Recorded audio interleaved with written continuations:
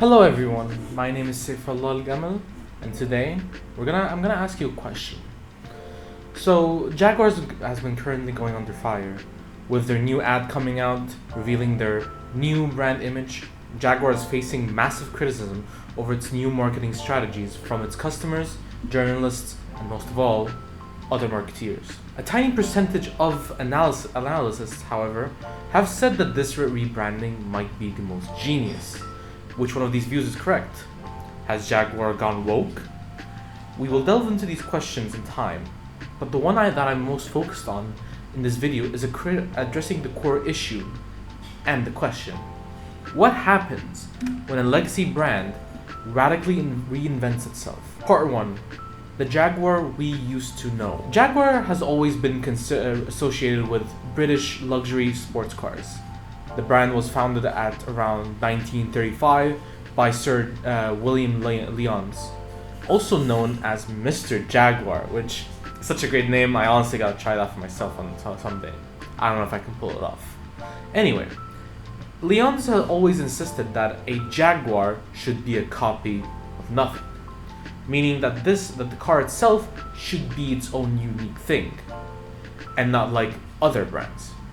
This quote may seem irrelevant right now, but don't worry, it's a surprise tool that'll help us later. It was also loved for how beautiful it looked, like the 1961 E-Type being known as the most beautiful car in the world. But to understand Jaguar's rebranding, we have to get into its previous brand image, how it was looked like before.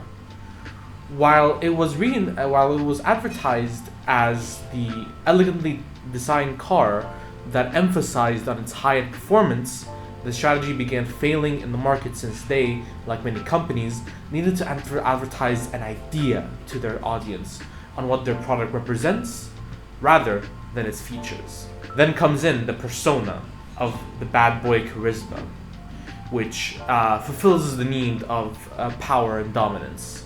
In 2014, the company launched a campaign for its F-Type, which was titled "It's Good to Be Bad," bringing in legendary villain actors such as Ben Kingsley, Tom Hiddleston, as good sources, since they were always casted as villains.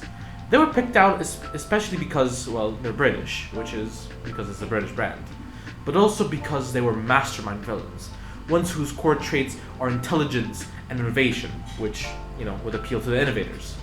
These subtle traits add to Jaguar's not a part of the crowd image. However, that image was sort of losing ground really fast, coming into the 2010s, and people soon began forgetting about Jaguar in the face of new and ironically more innovative brand trends. Sales plummeted from 179,000 cars sold down to only 43,000. Jaguar needed to act fast and rebrand itself in order to keep afloat in this ever-changing market. So, the new image unveiled itself in 2024. Part 2. Marketing strategy. Analyzing the new branding, to start off, we have to analyze the catalyst for this controversy, beginning with the Copy Nothing advertisement that set the internet on fire, but mostly in a bad way. The ad features androgynous and diverse models with vibrantly colored outfits that do not look normal one bit. It looked almost alien. The two essential parts of this ad is the scene where the old guy repaints the background and the woman in yellow holding a sledgehammer. Those two shots are the brand's symbolic representation of being rebellious and making their rebranding very public and open. The title "Copy Nothing" is really catchy, but it also dates back to Leon's quote that I referred to earlier. So it sort of ties in with its previous brand image, but reframing how it sounds. But what were they trying to achieve?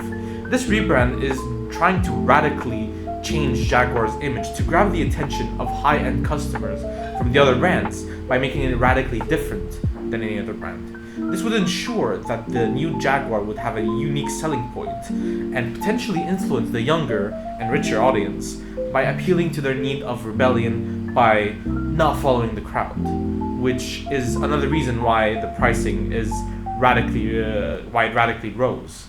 If the whole idea of the rebrand is to be radical, then they have to change everything, even if it means changing things that would be disadvantageous to you.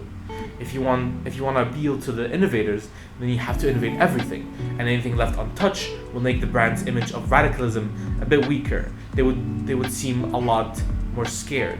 But this image that they're trying to portray is brave, so you can't break any molds without seeming like a coward. Part 3, criticisms.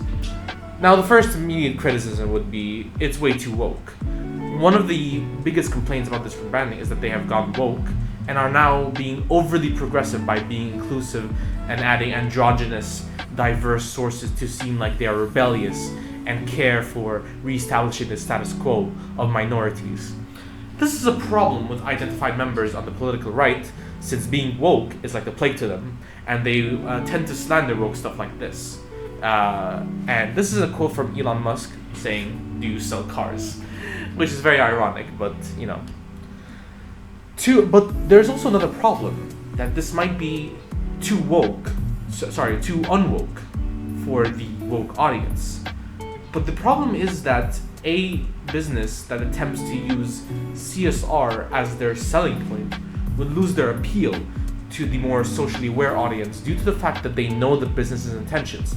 If a business were to actually focus on social change rather than selling cars, it would no longer be a business, unless Jaguar emphasizes this propaganda or show to the people that they care about inclusion through public initiatives like funding poor neighborhood schools for people of color, some social programs that fight against racism, sexism, and other isms. But if nothing else happens and they just sell you this idea, then the brand would be viewed as virtual signaling. No questions asked. Part 4, the conclusion. Was this a smart move? Is Jaguar playing the long game that we do not know about?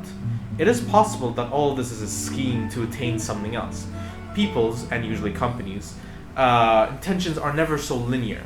Or maybe they genuinely did a blunder with this rebrand and on their way to bankruptcy.